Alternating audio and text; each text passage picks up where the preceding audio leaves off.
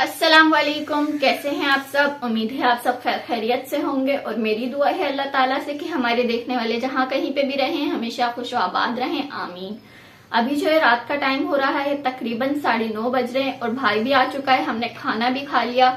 अभी भाई हो रहा है तैयार, क्योंकि आज हमने सोचा है आप लोगों से हम बातें करेंगे पुरानी, जैसा कि आप लोग हमसे कमेंट में पूछते रहते हैं कि आपकी अम्मी का इंतकाल कैसे हुआ है, और भी काफी सारी बातें पूछते हैं। बहुत सारी हैं ऐसे तो, हमारी लाइफ के बारे में, हमारी स्टोरी कैसी है।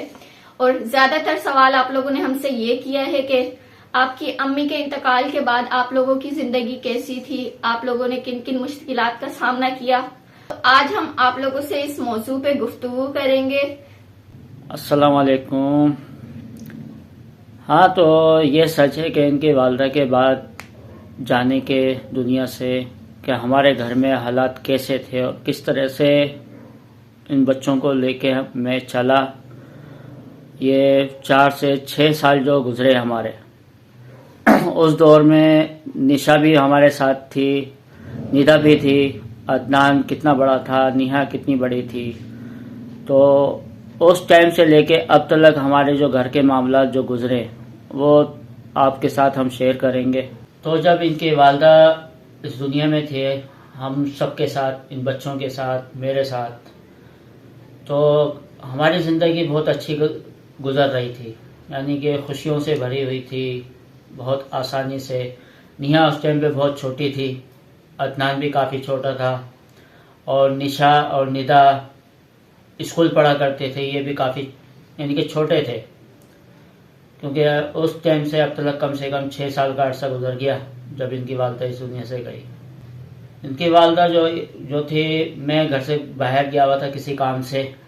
मैं वापस जब घर में आया तो इनकी वालदा और मैं, हम दोनों ने बैठ के खाना भी खाया, खूब अच्छे खुशगवार मूड में थे, अच्छे खासे बातें भी कर रहे थे।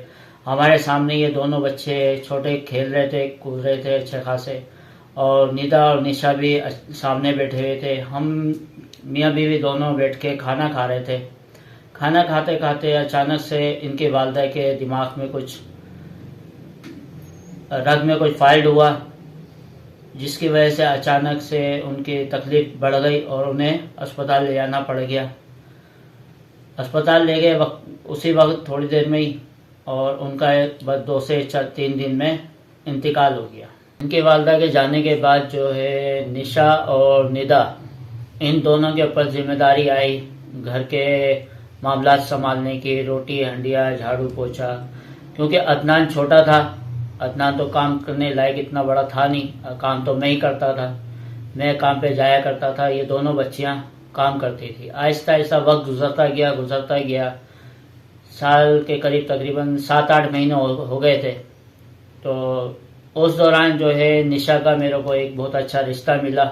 तो मैंने इस रिश्ते को खुशनसीबी समझकर निशा की खुशी के लिए उसके फौरन से हमने शादी कर दी। आहिस्ता आहिस्ता फिर हमारे घर से एक अफराद और कम हो गया, यानी कि निशा चली गई। फिर हम रह गए इस घर के अंदर 4 अफराद।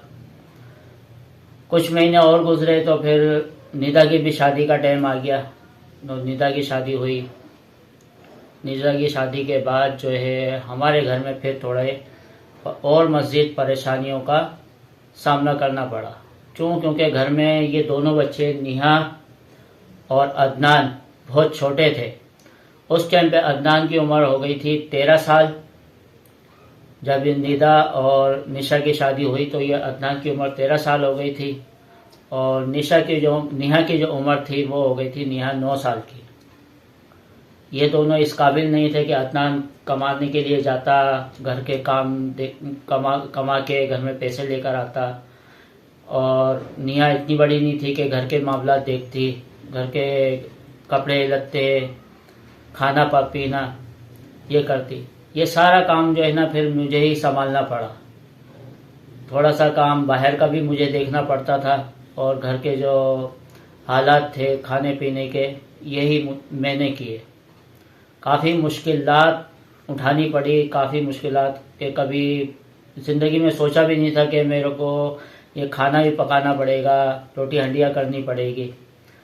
रूखी सूखी जैसे भी हो जाता था, कच्चा पक्का, खा लिया करते थे। बाज़ औक़ात तो ऐसा होता था कि अदनान जब बाहर से आता था तो कभी कोई रोटी जली हुई होती थी या सालन थोड़ा सा मिर्चें तेज़ हैं या क्या है, तो इस तरीके से हमारी ज़िंदगी में ये मुश्किलात आई। वो टाइम जब था ये दोनों बहनें अपने अपने घरों को जा चुकी थी। हाँ पापा, मुझे भी याद है कि उस वक्त पे आप कैसे काम करते थे, और मैं तो सिर्फ उस वक्त पे 9 साल की हुआ करती थी जब निदा आपी की भी शादी हो गई थी, निशा आपी की भी शादी हो गई थी। मैं काफी छोटी होती थी उस वक्त पे, मैं इसलिए काम नहीं कराती थी आपके साथ। ज़ाहिर है तुम तो छोटी थी ना उस टाइम पे, अब तुम कपड़े भी नहीं धो सकती या रोटी हंडिया नहीं कर सकती थी। रोटी हंडिया का तो ये था कि रोटी हंडिया तो हंडिया पका लिया करता था मैं, रोटी बाहर से आती थी। तू जब आता था बाहर से फिर तेरे से मैं रोटी मंगाया करता था कि भाई रोटी लेकर आ जा इस टाइम पे रोटी, क्योंकि रोटी तो हमें आती ही नहीं थी पकाने, सिर्फ सालन पका लिया या कोई कुछ भी पका लिया करते थे। हाँ, मुझे भी याद है जब मैं 11-12 बजे काम से आया करता था पहले, तो आप दोनों खाना वाना बना रहे होते थे या कई दफ़ा बना लिया होता था और खाना नहीं खाया होता था। आप दोनों ने मेरा इंतज़ार कर रहे होते थे कि अदनान आएगा तो फिर तीनों साथ में बैठ के खाना खाएंगे। मैं जब काम से आया करता था तो आप दोनों बोलते थे कि जब फटाफट से मुँह हाथ धो लो, आपका इंतज़ार कर रहे थे कब से, आप आओगे तो खाना खाएंगे। फिर मैं मुँह हाथ वगैरह धोता था या नहाता था। फिर मैं जब खाना खाने बैठता था तो कई दफ़ा खाना खाते खाते ना उस वक्त यही सोच रहा होता था कि काश आज भी मेरी अम्मी होती तो आज ये सालन में नमक ज़्यादा नहीं होता या मिर्ची ज़्यादा नहीं होती। कई दफ़ा ऐसे होता था लेकिन मैं चुप करके खा लिया करता था क्योंकि मजबूरी थी। अम्मी का तो इंतकाल हो गया था और सारी जिम्मेदारियां घर की भी, खाना पकाने की भी और बाहर भी काम पे जाना, सब कुछ पापा के ऊपर आ चुकी थी, तो इसलिए मैं भी मजबूरी में खा लिया करता था। तो उस वक्त जो है पापा का काम थोड़ा अच्छा चलता था। जिस वक्त अम्मी का इंतकाल हुआ था उस वक्त सही चलता था, लेकिन आहिस्ता आहिस्ता जब पापा घर को टाइम देने लगे, घर में खाना पकाते थे, सब जिम्मेदारी पापा के ऊपर थी, तो पापा ने अपना काम भी छोड़ते गए क्योंकि वहां जो है ना सही कमाई नहीं हो रही थी पापा की। और पापा को टेंशन होती थी कि घर में मेरी बच्ची अकेली है, बेटा पता नहीं घर पे आया है या नहीं आया, अभी घर पे मुझे जाके खाना बनाना है, तो बहुत टेंशन होती थी पापा को। इसकी वजह से पापा ने काम भी छोड़ दिया। फिर जब से अदनान कमाता है, मेरा भाई कमाता है, और जितनी भी कमाई होती थी भाई की उसी में हम लोग खुश थे। हमें पता था कि मजबूरी है, अब हम इसी में खुश हैं। जाहिर बात है कि उस टाइम पे अदनान जो भी कमाता था हमारे लिए वो बहुत कम थे, लेकिन अल्लाह का शुक्र है कि हम 3 अफराद उसमें गुजारा हमारा चल रहा था, ठीक ठाक गुजारा हो जाता था। मुश्किलात तो थी काफ़ी सारी, लेकिन अल्लाह का शुक्र है अल्लाह ताला चला रहा था हमारे घर के निज़ाम को। फिर पापा ने जिस घर में हम लोग रह रहे थे उसी घर में एक दुकान खोली थी छोटी सी। उधर माशाल्लाह से पापा का काम आने भी शुरू हो गया था, दर्जी का, सिलाई का। लेकिन कुछ टाइम बाद मकान मालिक ने हमें बोला कि आप ये घर खाली करें, हमने किसी को ये बेच दिया है घर, तो हमें वो घर खाली करना पड़ा। और फिर घर हमें ऐसे इलाके में मिला जहां हम दुकान भी नहीं खोल सकते थे क्योंकि वो घर बीच की जगह थी। जिधर हमने घर लिया वो बीच की जगह थी और हम उधर दुकान भी नहीं खोल सकते थे। इसी वजह से पापा ने अब दोबारा दुकान नहीं खोली, अपना काम स्टार्ट नहीं किया। जब से लेके आज तक ना मैं घर पे ही काम कर रहा हूँ। जैसे कि रमज़ान का महीना होता है, ईद का महीना होता है, तो काम आ जाता है तो कर लेता हूँ। लेकिन अब तकरीबन काफ़ी महीनों से काम मेरा ना होने के बराबर है। अगर कोई आ जाता है तो कर लेते हैं, लेकिन अल्लाह का शुक्र है अदनान का काम अब काफ़ी अच्छा खासा चल रहा है। ये अच्छा खासा ले आता है पैसे और हमारा इतना खर्चा भी नहीं है। लेकिन ये है कि अगर मेरा भी काम होता तो माशाल्लाह अल्लाह का शुक्र है कि और मज़ीद आ गया, अच्छा खासा चल जाता। जो भी हमें मुश्किलात हैं वो भी हमारी हल हो जाती फिर उसमें। हाँ, तो मैं सोच रहा था कि घर बैठे ही कोई ऐसा काम मिल जाता जिससे हमारे थोड़े बहुत की आमदनी गुजर बसर हो जाता। जैसे तो इनकी वालदा के जाने के बाद काफ़ी सारी मुश्किलातों का सामना हुआ हमारे को। हाँ, एक दफा हमारे साथ ऐसा हुआ था, तब मेरे ख्याल से अम्मी के इंतकाल को 1 साल ही हुआ था और हमारी वो पहली बकरा ईद थी। तो हमें उस दिन इतनी मुश्किलात हुई थी ना, बहुत मुश्किल हुई थी, क्योंकि वो पहली बकरीद थी। बाहर से गोश्त आ रहा था, हमारे ताए चाचाओं के गोश्त आ रहा था, भाई भी लाया था अपने उस्ताद के गोश्त वहां से लाया था। तो हमारे घर में मेरे ख्याल से 12-14 किलो गोश्त जमा हो गया था। तो हमें तो उस टाइम पे इतनी समझ नहीं थी कि इतने सारे गोश्त का करना क्या है, क्योंकि वो 12-14 किलो गोश्त था। तो उस वक्त जो है हमारे पास फ्रिज भी नहीं हुआ करता था, हमें कुछ समझ नहीं आ रही थी कि इतने सारे गोश्त का करा क्या जाए। तो हमने सोचा कि हमें जितना गोश्त खाना है हम उसी को उबाल लेते हैं, कुछ पका लेते हैं और उबाल के रख लेते हैं। तो हमने 14 किलो गोश्त में से सिर्फ 2 किलो गोश्त उबाला था और 1 किलो गोश्त हमने पकाया था। हमें क्योंकि इतना पता नहीं था कि क्या करना है उस गोश्त का, तो बाकी 14 किलो गोश्त का पापा को समझ नहीं आ रहा था कि उस गोश्त का करना क्या है। गोश्त जो है ना काफ़ी सारा था, तकरीबन 13-14 किलो गोश्त कोई कम नहीं होता, काफ़ी सारा गोश्त होता है। कुछ मोहल्ले से भी आया था, रिश्तेदारों से भी आया था और काफ़ी जगहों से गोश्त आया था। और जब इनकी वालदा थी तो उसको पता था कि इस गोश्त का क्या क्या करना है, किस तरीके से सेटिंग से रखना है, किस तरीके से इस गोश्त को ख़राब होने से बचाना है। अब मैं तो था बिल्कुल नया इस मामले में, यानी कि पकाने के मामले में मैं बिल्कुल नया था। तो वो गोश्त को दोपहर में कुछ थोड़ा बहुत पकाया, 1.5-2 किलो भुना पकाया, जैसे ही पकाया कुछ इस्तेमाल में लिया। अब जो बाकी गोश्त हुआ आहिस्ता आहिस्ता रात हुई तो वो गोश्त का समझ में नहीं आ रहा था इसको क्या करें, इसकी बोटी वोटी करके साफ़ करना है, क्या करना है। तो उस टाइम पे मैं जो मेरे समझ में आया मैंने वो किया। मैंने उसको एक परात में रखा और पानी डाल के उसको रख दिया। मैंने बोला अल्लाह मालिक है, सुबह देखेंगे इसको, अगर ये बच गया तो ठीक है, नहीं तो अल्लाह मालिक है। तो फिर जब हमने अगले दिन उठ के देखा तो वो सारा गोश्त खराब हो चुका था, सारी बदबू आ रही थी उस गोश्त में से और हरा हरा हो रहा था।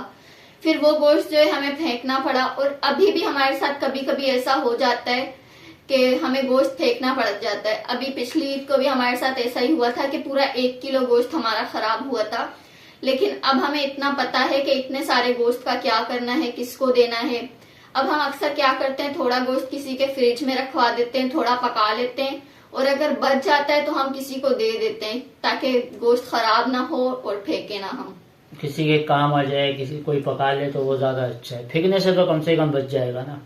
इसकी वजह यही है कि एक तो मेन वजह यह है कि हमारे पास एक फ्रिज नहीं है। अगर फ्रिज होता तो ये सारा जो नुकसान पिछली दफ़ा हुआ और अब तक जो होता आ रहा है ये ना हो।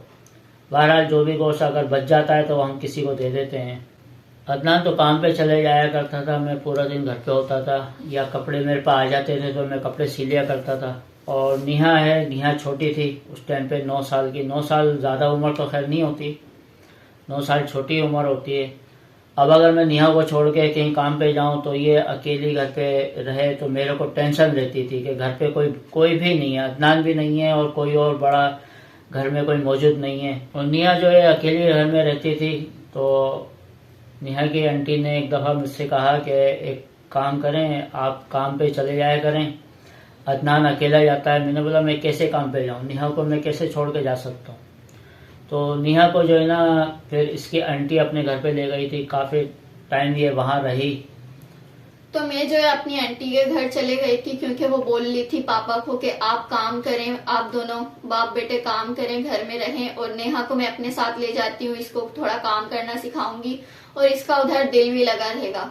तो मैं चली तो गई थी, पूरा 1 साल रही थी मैं वहां पे, लेकिन मेरा दिल नहीं लगा वहां पे। उन्होंने तो बोला था कि दिल लग जाएगा, लेकिन मेरा दिल नहीं लगा क्योंकि मेरा भाई यहाँ पे था, मैं जिसके साथ बचपन से रही हूँ, मैंने वक्त गुजारा है, पापा भी मेरे यहीं पे थे। तो मेरा दिल नहीं लगा, मैं वापस आ गई आंटी के घर से। तो जब से ही मैं यहीं पे हूँ, मैंने अल्लाह का शुक्र है थोड़ा काम भी शुरू किया है। आधे से ज्यादा मैं पापा का हाथ बटाती हूँ और मैं कोशिश करती हूँ कि पापा को काम ना करने दूं मैं। अब ये काफ़ी बड़ी हो गई है माशाल्लाह से। अब तो ये है कि वो परेशानियां जो थी मेरे को उस टाइम पे, शुरुआत के टाइम पे, अब वो परेशानियां नहीं है। लेकिन एक परेशानी फिर भी ये है कि अगर घर के हमारे हालात अच्छे हो जाते, और भी जैसे कि अक्सर मैं सोचता रहता हूँ कि अदनान अकेला करता है, वैसे तो माशाल्लाह से अब काफ़ी बड़ा हो गया है, 18 साल इसकी उम्र हो चुकी है जब से लेके अब तक।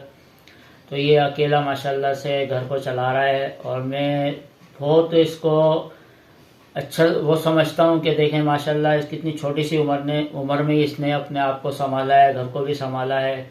ये देखते हुए कि हमारे घर के हालात कैसे रहें। हमारे पापा ने वालदा के जाने के बाद हमें संभाला है, तो ये अल्लाह ताला की हम पर मेहरबानियाँ ही हैं समझो, कि हम मिलजुल कर एक साथ रहते हैं, मिलजुल कर रह रहे हैं अब तक।